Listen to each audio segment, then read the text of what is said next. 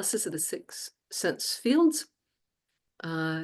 So the Buddha offers to teach this, and he says a bunch of things here that will make more sense after you read the whole sutta and then go back to it. So let me just say that he is explaining what to do when you have a sense impression at the eye, ear, nose, tongue, body, or mind. You're going to be inclined to explore with your mind either thoughts productive of joy or of grief or of neither. And so we get fascinated with our senses, and we tend to kind of run with it. We get in gear there, and we get into the joy of it, the sorrow of it, or just kind of like, this is how I've got it, just this equanimous state. But there's a very, very important distinction to be made. We can do it in a way that's conducive to worldliness, or we can do it in a way that's conducive towards liberation, spiritual development and liberation. And he refers to this dichotomy very simply as the householder attitude versus the renunciate attitude. And so we'll go back to this now.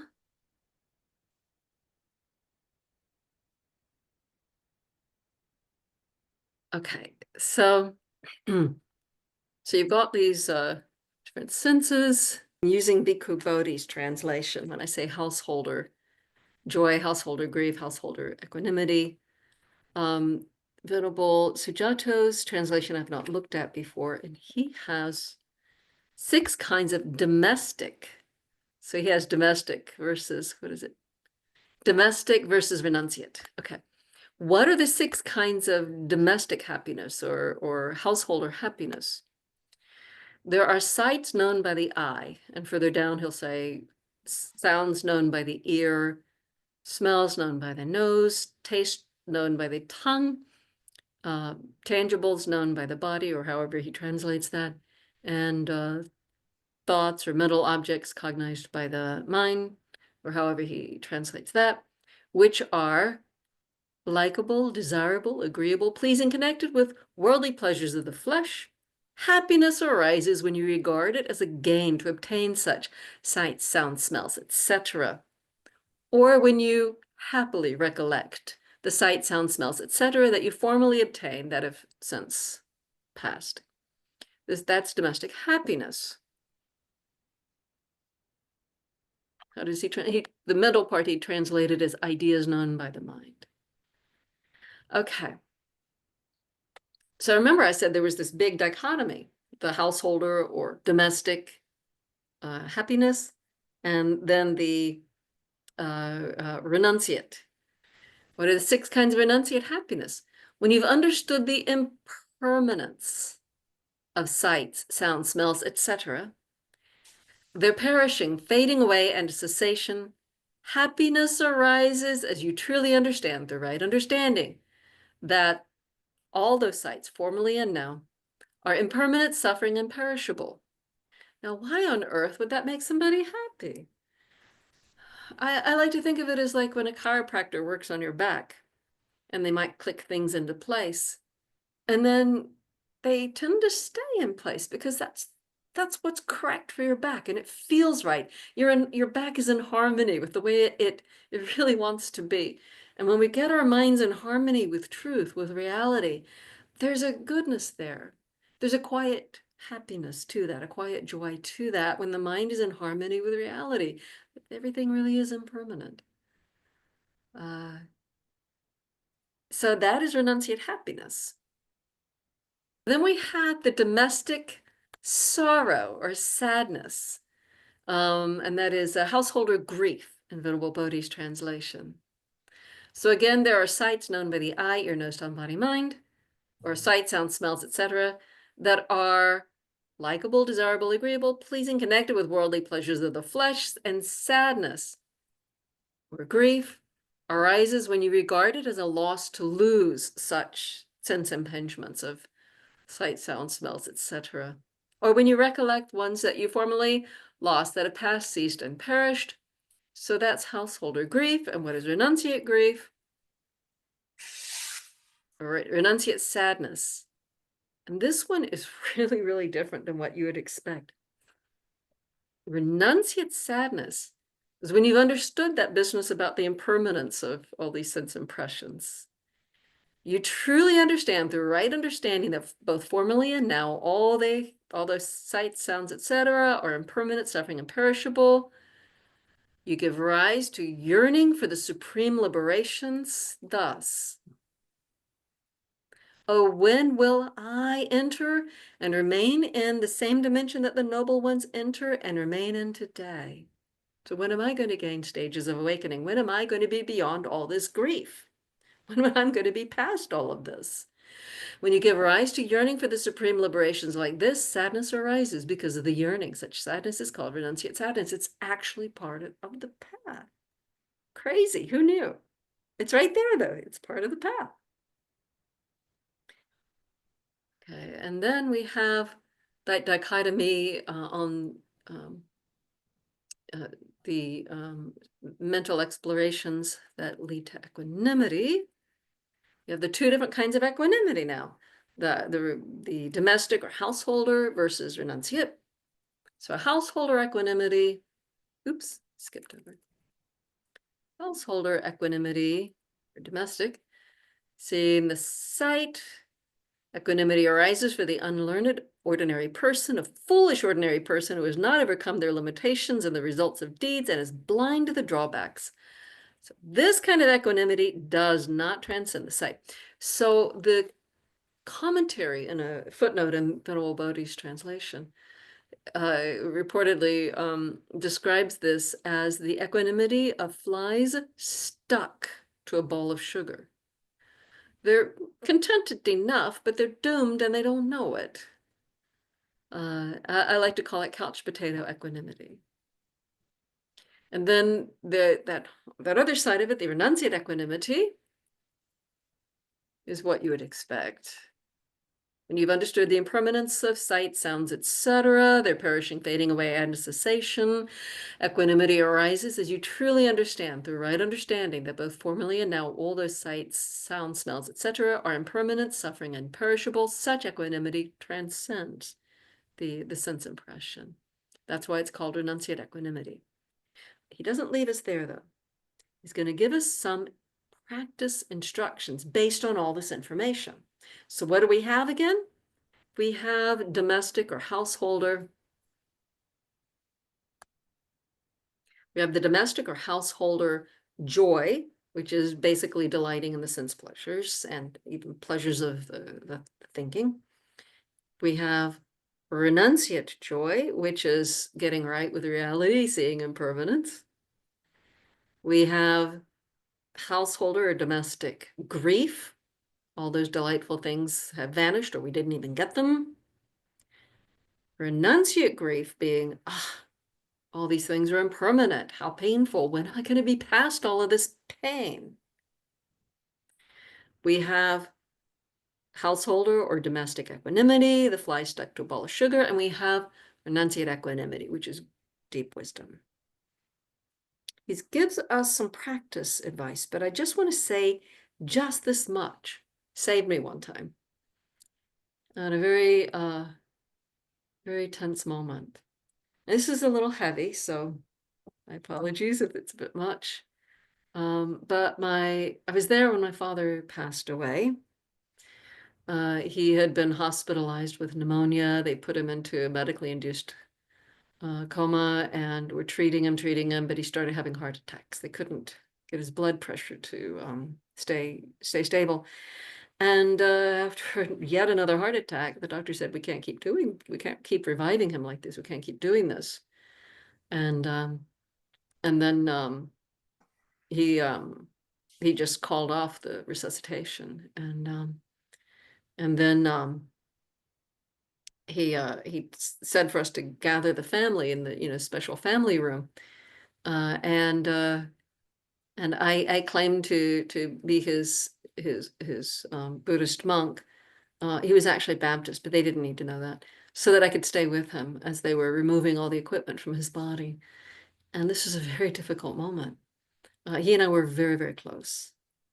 I look just like him. And my siblings don't at all. I look exactly like him. Um, and in that moment, I remembered this discourse of the Buddha. And I remembered this description of renunciate grief, because I was having domestic or householder grief bad. And I thought, wow, this is hard enough for me. How is it for people who are dependent on their loved one? I was not dependent on him at all. And I'd known for a while that he had, chronic conditions that could take his life. And each time I saw him, I would say goodbye as though it might be the last time. For years, I had done that, and he was not so young. He was not old, really. He was the same age his father had passed, 75. So I had every reason to be well prepared, and yet it still hit hard. Well, this is hard enough, and it's so much worse throughout samsara. For all the people out there who lose their loved one that they depended on, lose their loved one unexpectedly, lose their loved one in their youth. I mean, oh, how painful samsara is. And this is so bad. This is bad enough. And there's more ahead of me, in any future lives. When will I be past all of this? When will I be beyond all grief? And my mind went there instead of into the grief that was just about to hit me like a ton of bricks. I went there, and it was incredibly protective. Incredibly protective. I also did something else that protected my mind, which is a whole other talk. But I did not cry. I was just very present, incredibly vibrant. My entire focus was on talking to him as he is dying. They say that the consciousness at the ear is the last to go. And I'm reminding him of his good deeds, and speaking very kindly and assuringly, and basically saying, look, this is death. This is what you're experiencing. This is death. And encouraging him not to cling. And yeah, I didn't even cry for like a couple of weeks. And I wasn't suppressing. It just, my grief kind of got diverted there. It was very powerful. So this was enough to, like I said, just save me from incredible pain. But there's more. He gives us instructions on what to do here.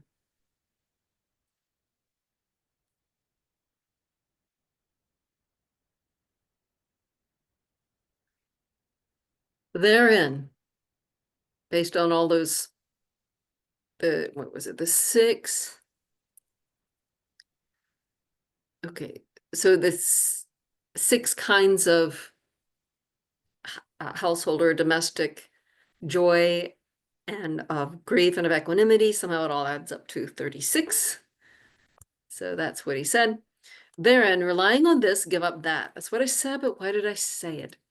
Therein, by relying and depending on the six kinds of renunciate happiness, give up and go beyond the six kinds of domestic happiness. That is, remember impermanence to calm you down from all that delighting and stuff and things and situations and even ideas.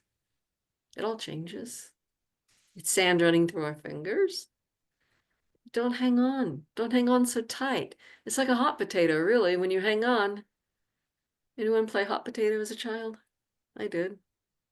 If you have a little toy, like a sack of, what is it? A sack of something. You toss it to each other, and whoever, you try not to grab it because it's considered to be hot. So you lose if you grab it, but if you drop it, you also lose.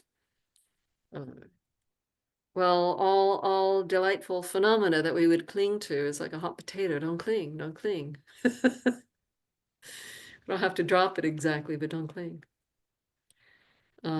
Because it's we can take refuge there in the renunciate joy. And then by relying on the 6 kinds of renunciate grief or renunciate sadness, give up the 6 kinds of householder or domestic sadness, householder grief. That's what I did when my father was there dying. I relied on renunciate grief, that yearning for liberation, for when will I be past all of that, to overcome the grief of his death that was about to hit me bad, hit me hard. And then relying on the 6 kinds of renunciate equanimity, the wise equanimity. Give up the couch potato equanimity. So develop that wisdom. That's how it's done. Now, he goes on further. Now, so what we've given up the householder, the domestic side altogether. Now we are left with renunciate happiness, renunciate sorrow or grief, and renunciate equanimity. Relying on the 6 kinds of renunciate happiness, give up the grief. So remember that mind being just really in harmony with reality of impermanence, that joy, let that joy overcome that yearning, that sorrow, the renunciate grief, renunciate sadness. So now all we have is renunciate joy and renunciate equanimity. We'll use the equanimity to give up the joy. So now what we're left with is equanimity, renunciate equanimity. And that's where it stops, right? Nope. There's more instruction. 2 kinds of equanimity. Now we're talking about just renunciate equanimity. We've dropped the householder altogether, the domestic altogether. 2 kinds of equanimity. Equanimity that is diversified based on diversity, and equanimity that is unified based on unity.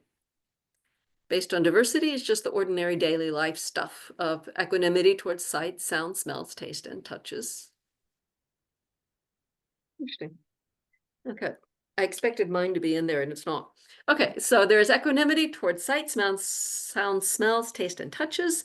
And that's the equanimity based on diversity. And what is equanimity based on unity? And he goes into all these deep forms of meditation. Infinite space, use that to give up the ordinary day-to-day equanimity. That's how it's given up. Oh, he abbreviated like crazy. This is like a whole page of material in Venerable Bodhi's translation. Okay, so these are different statements of descriptions of deep meditation. So infinite space, infinite consciousness, nothingness, neither perception or non-perception. That's equanimity based on unity. So basically, go into deep meditation. That's, I don't know why he doesn't mention the 4 jhanas, but anyway, he didn't. So give up equanimity based on diversity, the day-to-day equanimity, by going into deep meditation. That's how it's given up. And there's one more bit that I really like Venerable Bodhi's translation. Let me go back to this. And what bhikkhus is equanimity that is unified based on unity? There's equanimity regarding the base of infinite space, the base of infinite consciousness, the base of nothingness, and the base of neither perception or non-perception. This bhikkhus is equanimity that is unified based on unity. Here, bhikkhus, by depending and relying on equanimity that is unified based on unity, abandon and surmount equanimity that is diversified based on diversity. It is thus this is abandoned, it is thus this is surmounted. Bhikkhus, by depending and relying on non-identification, abandon and surmount equanimity that is unified based on unity. It is thus this is abandoned, it is thus this is surmounted. So no matter what the meditation is, there's one more step, which is non-identification. I'm going to reread it for you, and then I'm going to read the commentary note. Bhikkhus, by depending and relying on non-identification, abandon and surmount equanimity that is unified, these meditations, based on unity. It is thus this is abandoned, it is thus this is surmounted. So it was in reference to this that it was said therein, by depending on this, abandon thou. And then the rest of this sutta is about the qualities of the Buddha as a teacher. I'm going to leave off that and go to this footnote. Well, 5 on the non-identification bit. Commentary says that non-identification, atammayata, here refers to insight leading to emergence, that is, the insight immediately preceding the arising of the supramundane path. For this effect, the abandonment of the equanimity of the immaterial attainments and the equanimity of insight. This is a nice short form of here's how you do the practice.